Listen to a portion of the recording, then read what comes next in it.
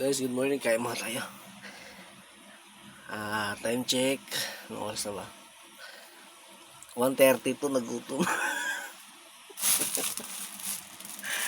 Ano po ba? Hindi na kasi nakikita ng hapunan.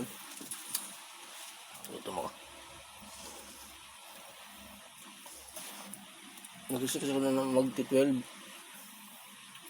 Tapos, nakatulog kasi nakatulog ako na 7 o 8. Tapos, hindi pa ako pagod. Kasi hindi ako nakabiyahe kanina. Ay, kahapon. Dahil pumalya yung motor. Sana bukas hindi naman sa pumalya dahil sana nakikita din ako. Kahapon pala nakabiyahe ako. 4 na rides lang.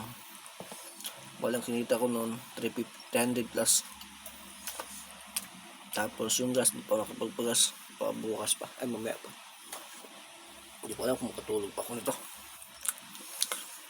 Gutom ako. Ito yung merienda namin kahapon. Ng hapon. Ang palaman. Ang daming palaman, guys. May itlog, may cheese, may ham.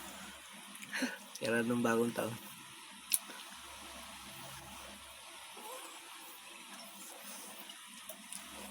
Maraming salamat.